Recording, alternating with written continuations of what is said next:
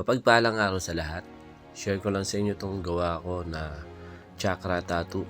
Ano nga ba ang ibig sabihin ng chakra? So, bago ang lahat ng yan, gusto ko munang sabihin sa inyo kung ano yung mga size ng needle na ginamit natin dito sa paggawa nitong chakra tattoo na to. So, ang ginamit ko lang na needle dito ay 7RL at saka 5RL. So, sa mga part na makakapal o yung may makita mo kayo na makapal na line, ang ginamit ko po doon ay 7RL. So, kagaya nito sa part na to, medyo hindi pantay yung pagkakagawa ng design. Yung dulo niya medyo maliit, tapos medyo makapal yung gitna. So, 7RL po yung ginamit ko doon. Tapos kung may mapapansin kayo dyan na manipis na linya, 5RL po yung ginamit ko ron. So, dalawang kulay lang yung pinagawa sa atin ni client.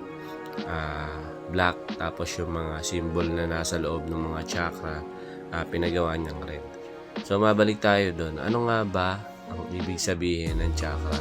Sa pagkakaalam ko, ang chakra ay spiritual energy. Yun ang pagkakaalam ko. Hindi ko alam kung tama. Pero dahil gusto ko mas malaman pa kung ano ba yung kahulugan niya, nag-research ako, inalam ko kung ano ba yung meaning niya. So, nalaman ko na ang kahulugan ng chakra ay enerhiya sa sentro ng katawan.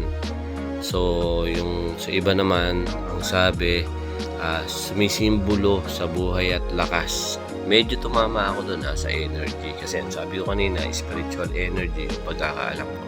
Ngayon, base sa pagsasaliksik ko, meron tayong daan-daang chakra. So, meron lang tayong pitong pangunahing chakra.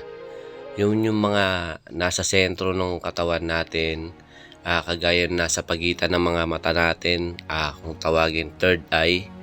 Tapos sa lalamunan, so sentro din yan. Sa puso, sentro, pusod. Tapos meron pang iba, basta puro sentro siya sa katawan natin. Subukan nyo rin i-research. Maganda yung mga ibig sabihin ng chakra para sa buhay natin.